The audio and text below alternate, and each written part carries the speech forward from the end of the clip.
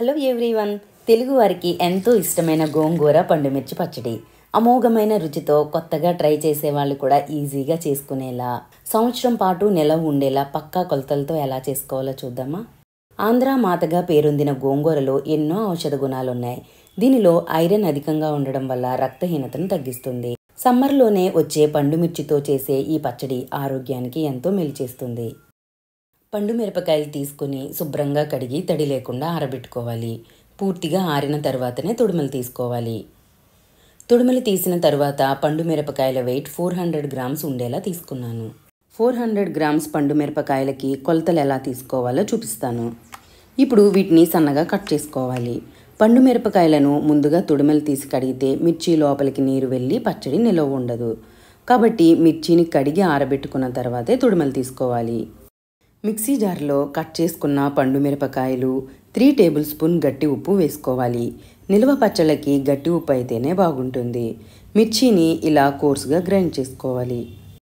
ఒక మిక్సింగ్ బౌల్లో 40 గ్రామ్స్ కొత్త చింతపండుని ఇలా విడివిడిగా వేసుకోవాలి. దీనిలో గ్రైండ్ చేసుకున్న పండు మిర్చిని కూడా వేసుకోవాలి. చింతపండు విడివిడిగా వేసుకోవడం వల్ల పండు మిర్చిలో చింతపండు చక్కగా నానుతుంది. మూత పెట్టి పండు మిరపకాయలని 24 అవర్స్ బాగా ఊరనివ్వాలి. కాడలు లేకుండా తీసుకున్న 500 గ్రామ్స్ గోంగూరని నీట్గా కడిగి ఒక పొడి క్లాత్ పైన నీడలోనే ఒక నైట్ అంతా ఆరబెట్టుకోవాలి. గోంగూరకి కాడలు తీసిన తర్వాతే 500 గ్రామ్స్ వెయిట్ ఉండాలి. నిల్వ పచ్చళ్ళకి ముదురు గోంగూరనే తీసుకోవాలి. నేను పుల్లగా ఉండే ఎర్ర గోంగూరని తీసుకున్నాను. మీరు తెల్ల గోంగూర తీసుకున్నట్టయితే చింతపండు మరికొంచెం వేసుకోవాలి. మిగిలిన ప్రాసెస్ అంతా ఒకటే. గోంగూరని నేను ముందు రోజు ఈవినింగ్ ఆరబెట్టుకున్నాను. నెక్స్ట్ డే ఉదయానికి ఆకు ఇలా కొంచెం ఒడిలినట్టుగా అయ్యింది. ఇలా ఆరబెట్టుకుంటేనే గోంగూర పచ్చడి సంవత్సరం పాటు నిల్వ ఉంటుంది. స్టవ్ పైన ప్యాన్లో 5-6 టేబుల్ స్పూన్ల గానుగపల్లి ఆయిల్ వేసుకొని ఆయిల్ హీట్ అయిన తరువాత గోంగూరని వేసుకొని మీడియం ఫ్లేమ్లో ఫ్రై చేసుకోవాలి. 3-4 నిమిషాలకి ఆయిల్ సపరేట్ అయ్యి గోంగూర ఇలా చక్కగా ఫ్రై అవుతుంది. దీనిని వేడి తగ్గే వరకు పక్కన పెట్టుకోండి. ముందు రోజు స్టోర్ చేసుకున్న పండు మిర్చి చక్కగా ఊరింది. ఇప్పుడు రోట్లో 2 వెల్లుల్లిపాయలను పొట్టు ఒలిచినవి వేసుకొని కోర్సుగా దంచుకోండి.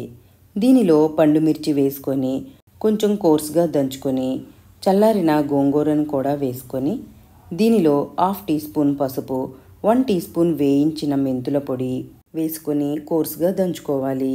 రోలు లేకపోతే మిక్సీలో పల్స్ ఇస్తూ కోర్సుగా గ్రైండ్ చేసుకుంటే రోటిలో చేసినట్టే ఉంటుంది. ఈ పచ్చడి మరీ మెత్తగా కాకుండా ఆకులు ఇలా లైట్గా కనిపిస్తున్నట్టు ఉంటేనే పచ్చడి అమోఘంగా ఉంటుంది.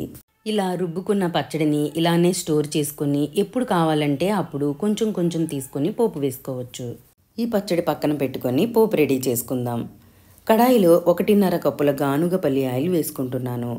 నిల్వ పచ్చళ్ళకి ప్యాకెట్ ఆయిల్ కాకుండా పల్లి ఆయిల్ వాడడం వల్ల ఆరోగ్యానికి మంచిది. పచ్చడి కూడా ఎంతో టేస్టీగా ఉంటుంది.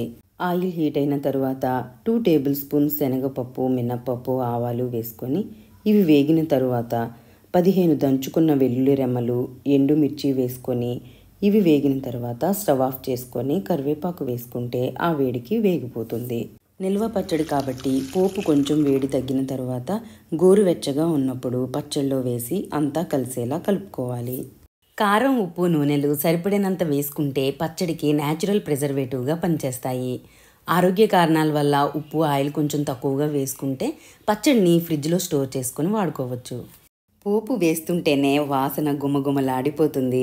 ఎంతో రుచిగా ఉండే ఈ పచ్చడి మీరు కూడా ట్రై చేయండి. మరి ఈ వీడియో మీకు నచ్చితే తప్పకుండా లైక్ చేయండి.